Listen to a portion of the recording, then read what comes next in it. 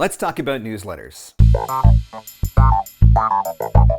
Hey there, I'm Marc Scott, and thanks for checking out another voiceover tip. Want more free advice on the business and marketing side of voiceover? Make sure you listen to the Everyday VOpreneur podcast at VOpreneur.com.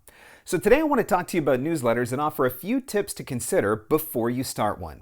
Now, I am subscribed to newsletters from countless voice actors, not a single one of which I have ever actually signed up for, which brings me to my first tip. You cannot just subscribe people to a newsletter without their permission. That is a violation of spam laws.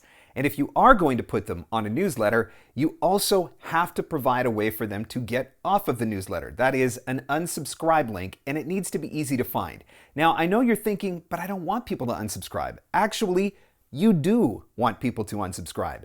If they're not interested in your newsletter, chances are they're probably not interested in working with you either, so why spend time marketing to somebody that may not ever actually hire you? So rule number one, never just automatically subscribe somebody to a newsletter. Rule number two, make sure you give them a way to easily get off the newsletter. Now, for the rest of it, there's a couple of things that I want you to consider. First and foremost, who is the newsletter for? And then directly in relation to that, does the content of the newsletter match the audience that it is intended for?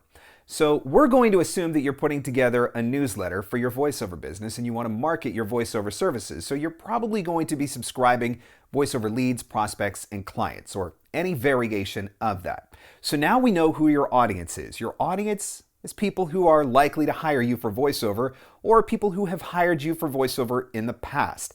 So right off the bat, you don't want a lot of voice actors on that list. So stop inviting them and stop automatically subscribing them. They are not your target audience. They don't need your content.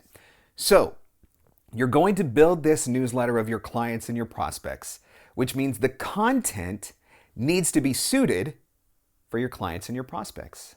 Do you think that your clients and your prospects care about your new puppy, or they care about what you did this week, or they care about half of the stuff that you're actually telling them about? Chances are they don't. If you are going to maintain a newsletter that is going to have value, then the content needs to add value to the audience. I do keep a newsletter of my clients, but I very rarely send an email, and when I do, it has specific relevance to them. So maybe I'm letting them know about a studio upgrade. I send out an email to let them know that I've upgraded my Source Connect. I send out an email to let them know about new demos that I have. I always send out new emails when I'm going to be out at the office for an extended period of time, which obviously due to COVID hasn't been a real problem in the last 3 months. The point is, I'm not just hitting them up with random stuff. I'm hitting them up with stuff that is relevant to them. That is the difference maker. So much of the content that I see in newsletters from voice actors, all those ones who subscribe to me without my permission, it's totally irrelevant content. So before you send anything, ask yourself this question. Does this enhance, benefit, or add value to my audience? If it doesn't, don't send it. You can post it on social media. It might be content that is relevant for your Facebook business page, something you could share on Twitter, maybe something that is relevant for LinkedIn, even something that is relevant for an Instagram post, but that doesn't mean that it is newsletter worthy or that it's something that you should be sending out to your entire list. Always evaluate your content first.